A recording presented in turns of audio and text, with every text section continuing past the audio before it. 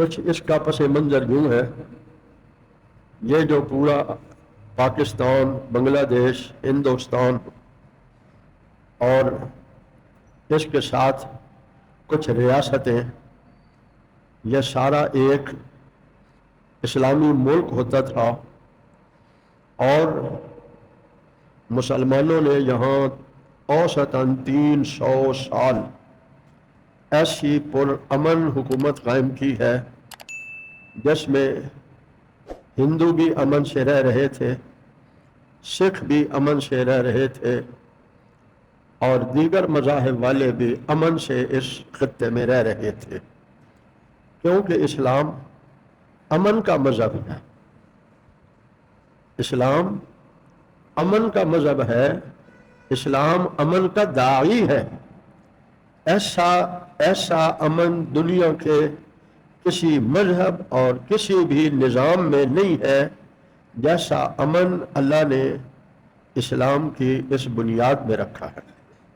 اس کی دو چھوٹی چھوٹی مثالیں پیش کرتا ہوں۔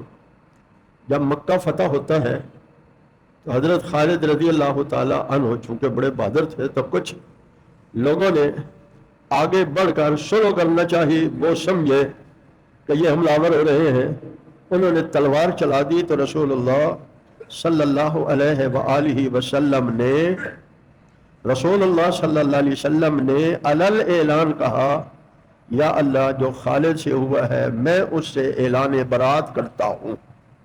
یہ نہیں کہا ٹھیک کیا، جنگ میں ایسے ہوتا رہتا ہے، نہیں، حضور نے ارشاد فرمایا میں اس سے اعلان برات کرتا ہوں۔ دو قبیلے تھے، قبیلہ خزاع، قبیلہ بنو لیس۔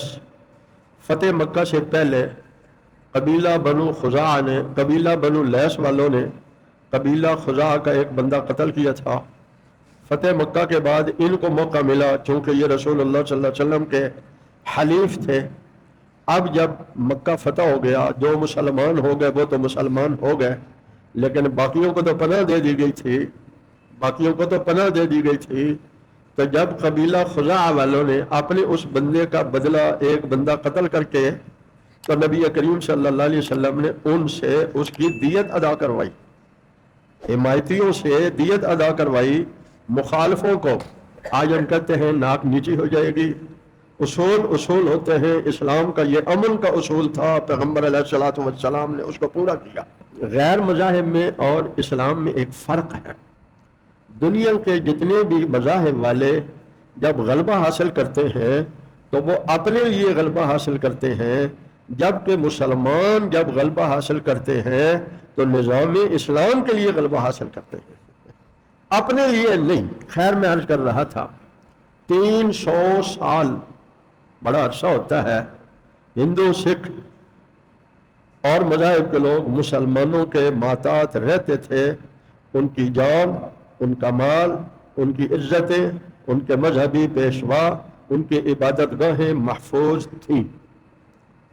تو کسی بھی ریاست کے لیے دو چیزیں بڑی اہم ہوتی ہیں، ایک وہاں امن کیسا ہے، دوسری وہاں خوشحالی کیسی ہے۔ یہ جو لوگ، کوئی امریکہ بھاگ رہا ہے، کوئی جرمنی بھاگ رہا ہے، کوئی فرانس بھاگ رہا ہے، انشاءاللہ ہم یہیں رہیں گے۔ دولت کی کتنی چمک کیوں نہ ہو، ہم ارض پاکستان کو چھوڑ کر بھاگیں گے نہیں۔ کسی ملک کی سرحدیں، کسی ملک کے نظام نے جو کچھ ہم ہیں ہمیں بنایا ہے، اب بننے کے بعد ہم کسی اور کی خدمت کیوں کریں؟ تھوڑی ہو یا زیادہ ہو، اپنے وطن کی خدمت کریں گے۔ انوار ختم نبوت ٹرسٹ پاکستان